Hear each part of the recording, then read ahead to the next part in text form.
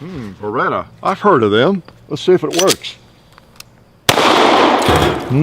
Smoke a little pot with it.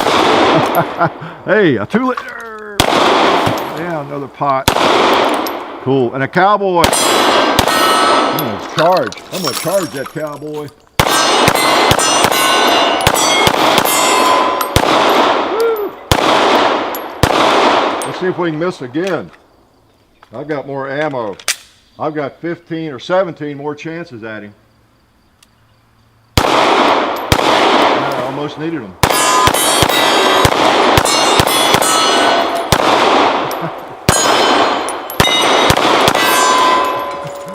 Yeah, Beretta, and it's the APX. If you haven't heard of that yet, you probably have.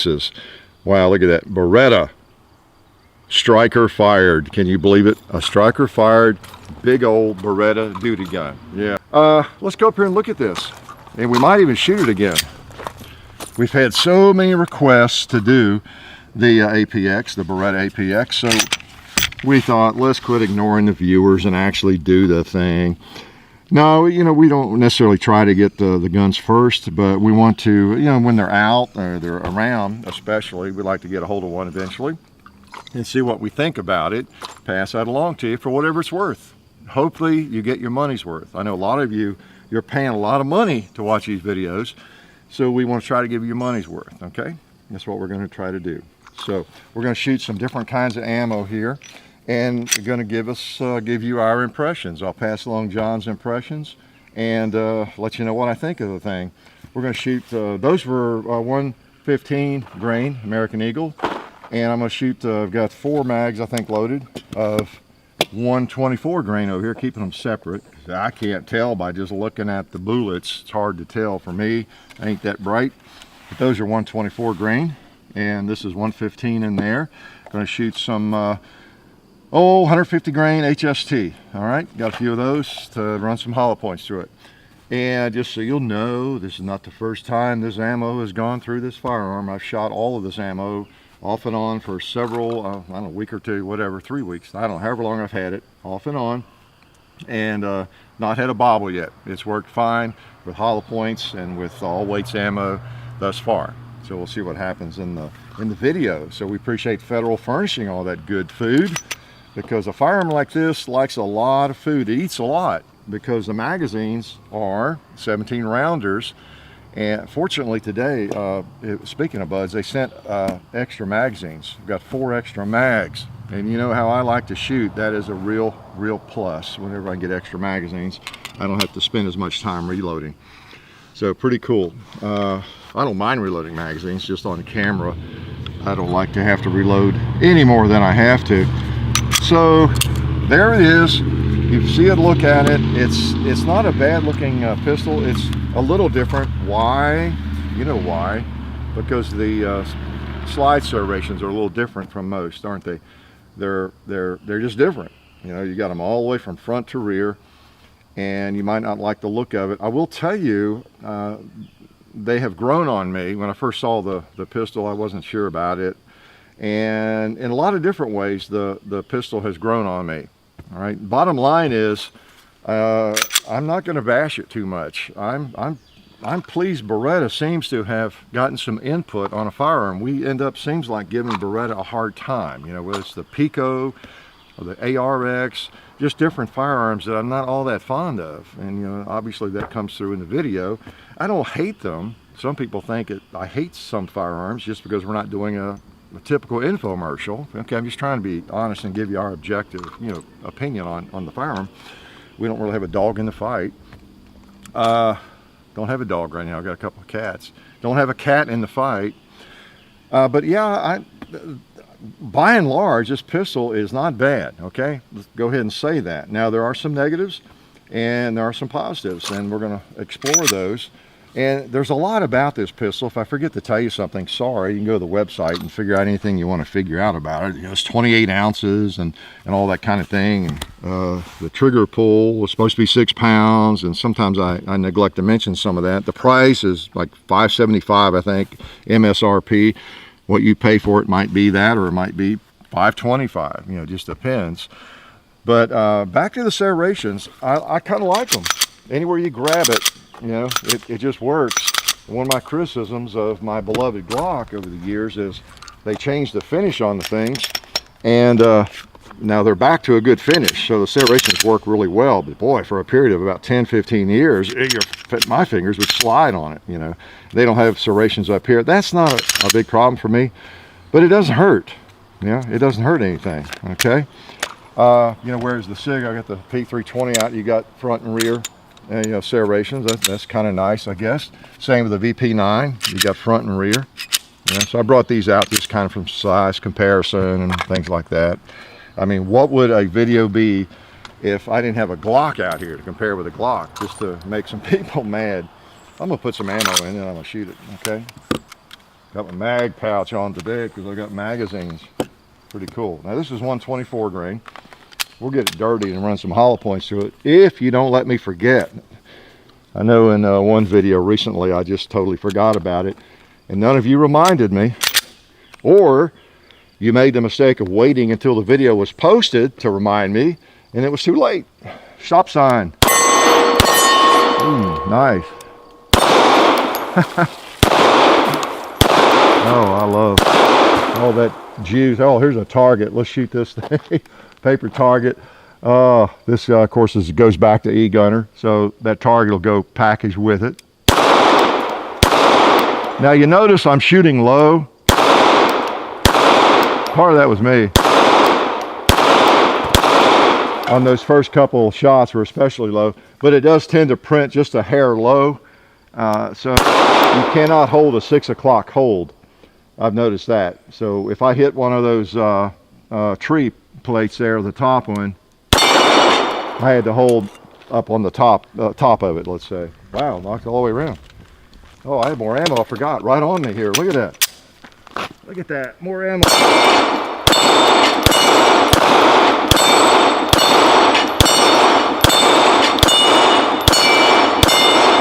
Fun gun. I have to say. Oh, more ammo. Look at that. You got to watch me when I have a lot of magazines. Let's wake up the gong with the old Beretta.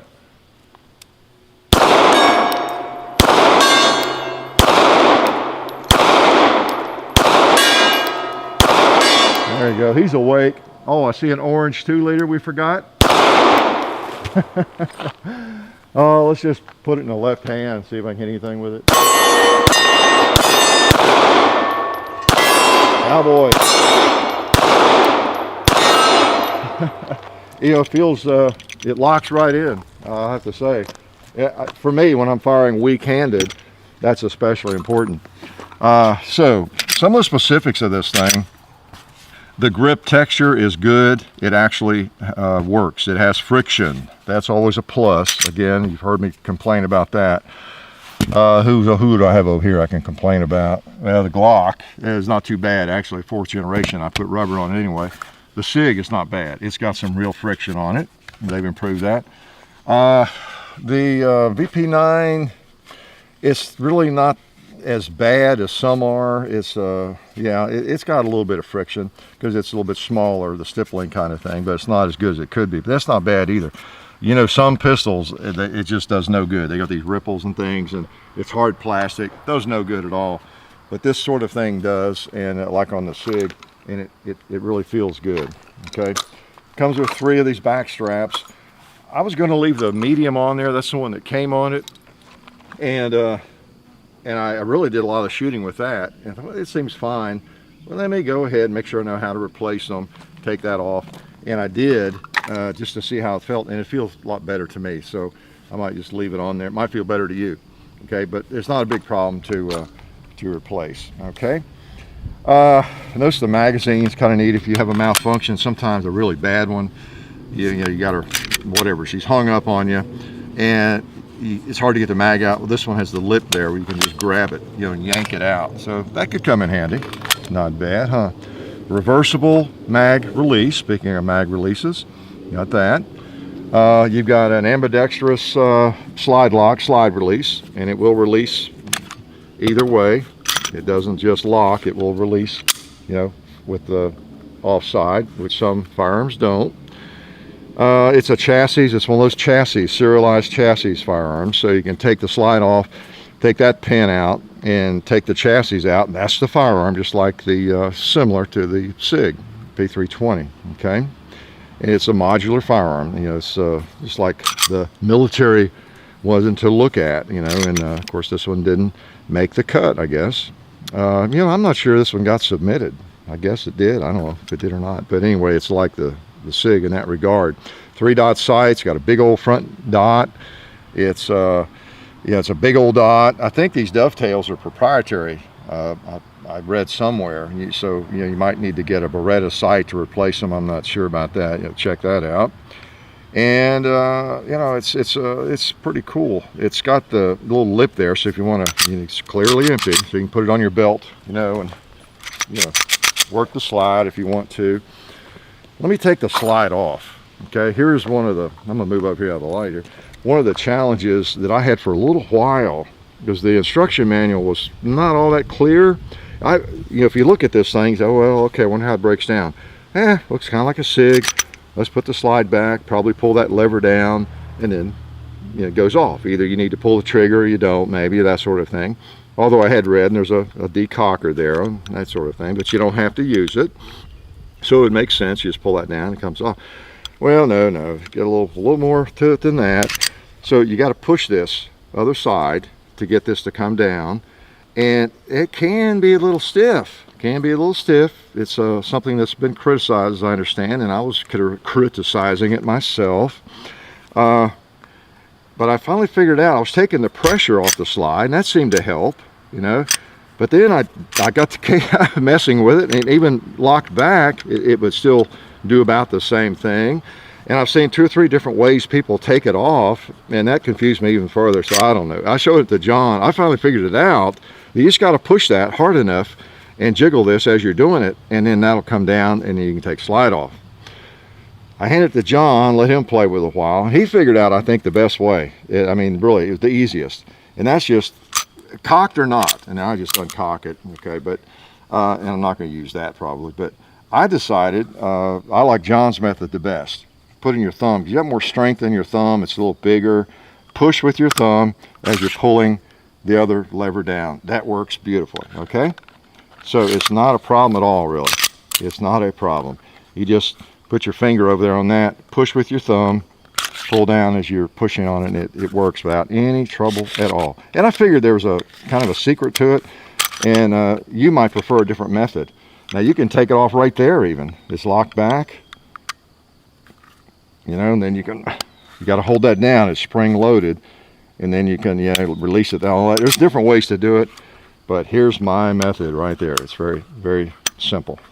You know what? I didn't pull the trigger. Now I did. Okay, it's not pushed in. That's my problem there. There we go. Now it's ready. Okay, I'm gonna pull. Before I pull the trigger, what you can do is you can push this little button here. I think you have to take some of the pressure off of the slide. You push this little button, and then it decocks it. So if you don't want to pull the trigger, you'd rather die than pull the trigger of an empty firearm. Okay, then you can use that method. Most people will not. All right, I'm gonna pull the trigger. And I'm gonna do what I was showing you before and pull that off. All right, there we go. Now down in here, I'll show you, that's the chassis, of course, and if you take this pin out, you can lift that out. I won't do that. There's a little knob down there. You put a punch on it. I used a screwdriver, and you just push on it, you pull it over and push down on it, and this comes out a little bit. You pull it on out the rest of the way, and then that releases the back strap there, and then you can replace that with whichever you want, put it on there, and then slide that back up in the groove, and it's locked into place. So it's simple to change. And I may just leave this one on there. Someone with large hands might buy this on eGunner. I don't know. So it really feels better to me. It does. And I'm used to smaller grips. I don't mind smaller grips by and large. So you got a lot of rail there. You see while I've got it open, anything else in there you need to see? There's your mainspring. Wow, look at that thing. How about that? That looks like something John would design. Look at that thing. That's crazy. But it works. And so, you know, nothing unusual about the rest of it. You got a firing pin block. Oh, I've got to show you the firing pin block. To some people, it's a firing pin block. I think it has another purpose actually. And going back on is no issue at all. It's this right here. You notice the firing pin block protrudes up through the top of the pistol like that. And I think that is a safety. So if you don't want it to fire, you just put your thumb on that, see, and you can't pull the trigger. Or someone's about to shoot you with one of these, if you can get your hand on the gun and put it right there, get a finger over that, the trigger won't pull. That's got to be what that was for. No, I don't see any real purpose for it. That was a joke, but that is part of the firing pin block. The gun will not fire unless the trigger is pulled, which is the truth for most modern firearms, right? Even though you'll see news reports where the gun went off. You know, the gun went off. I don't think they'll go off unless you pull the trigger. So that's the way they're designed. All right, anything else about that oh, you're curious about? Well, the trigger guard's plenty big if you're wearing big heavy gloves, and the trigger is not bad. It's not excellent, and it does have a nice reset. Let me show you the click. There you go. So it's got a short reset right there, and it's audible. So it's a short reset, but it has a funny feel to it. It's a little mushy. It's not horrible, you know, for a duty gun, something like this out of the box. It's really not that bad. I don't mind it too much. You know, it's I've had better and I've had worse, and put it that way. Okay, it's striker fired, and you can't blame not being able to fire it well or shoot it well on the trigger. It's just really not that bad. Okay, but there are better triggers out there. Speaking of that, do I have any ammo left? I've got a magazine here. Oh, you know what? Before I forget, and you just about let me do it, let's try some hollow points. All right? Because after it's dirty, that's the best time to do it. Oh, you know what I just thought of too? Someone wrote me, or they left a message, or sent me a private message, I don't remember, just yesterday or this morning, about I'll do a video on how to open these federal boxes. Well, John would laugh at that because he has seen some of these demolished. He has. My method for opening these in the past ranges everywhere from doing it correctly to prying it open with a knife. This, I've done that a few times. I literally have broken into I don't know if I've ever gotten out a hammer or not, but again, John keeps me sane. He has shown me how to do it. Okay, you got to cut the paper, of course. I've gotten better about it, but I have cursed federal. I really have over the years, even before I knew anybody there. You get the paper cut, then squeeze on the ends, and look at that. See, if you do something the right way, it's just amazing how simple it can be. So again, I thank John for that. Let's load some of these in here. These are the 150 grain HST. So most people, you know, are going to be carrying hollow points in this thing, and so it needs to feed them, doesn't it? It's a duty gun. I mean, it's a big old gun. It's not a, you know, I don't have a Glock 19 out here to compare it with or anything like that, because it's a duty gun. Let's try hollow points in it. See how it does. Cowboy, let's hit you with a hollow point. Yeah. Let's hit the gong with a hollow point.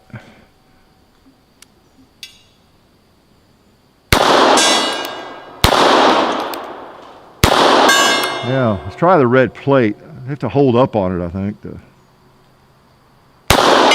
Yeah.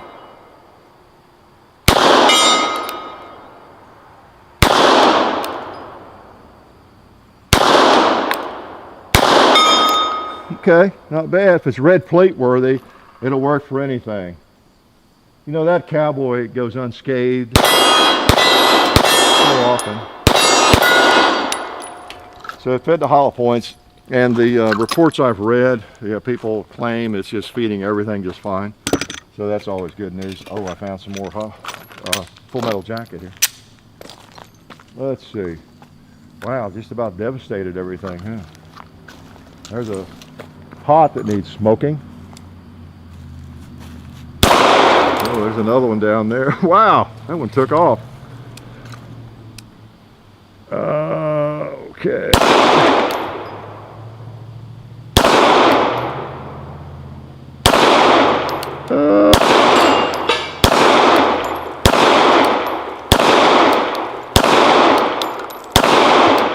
Finally got him.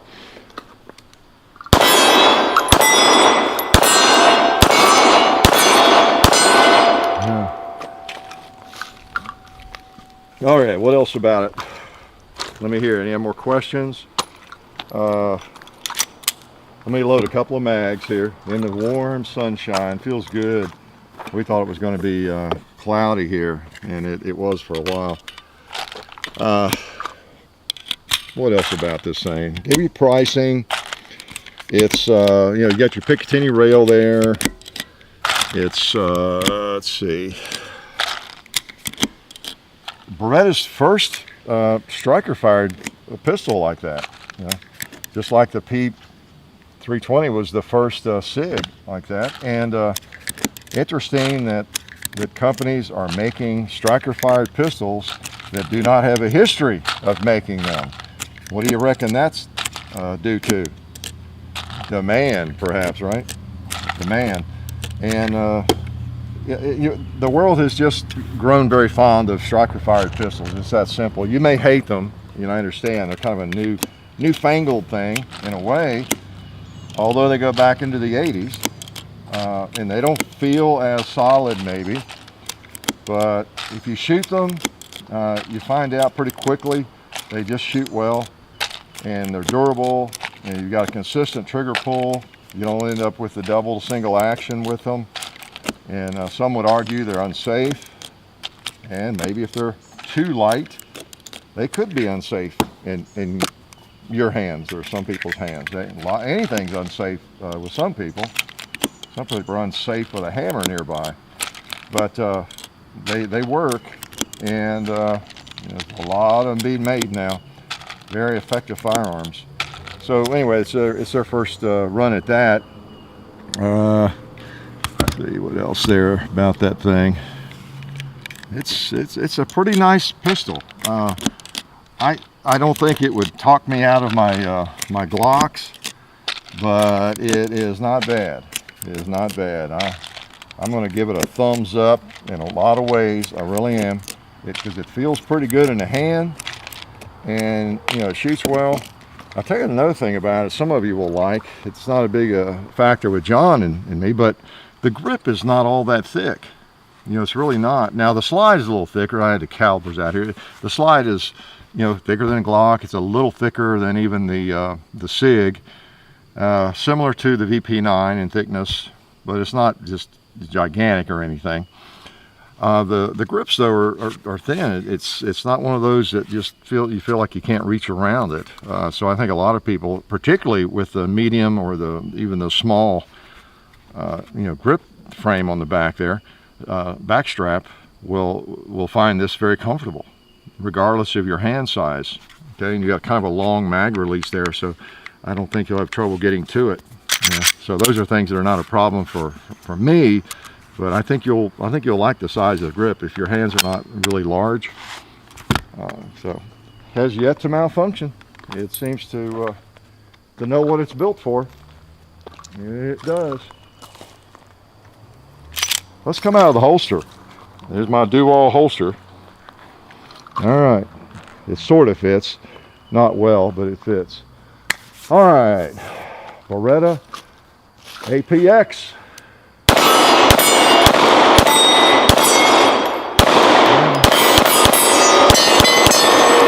Pretty cool. I just felt like shooting fast. I didn't care whether I hit anything. Let's try a plate.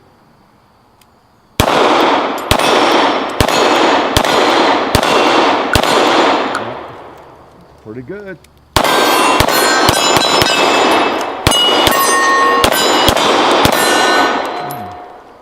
It makes you want to just keep shooting, I'll have to say. You know, it really does. And again, the manipulation of the slide is simple from, you know, any position. So, you know, kind of works. Kind of works. Let's shoot the old barrel here.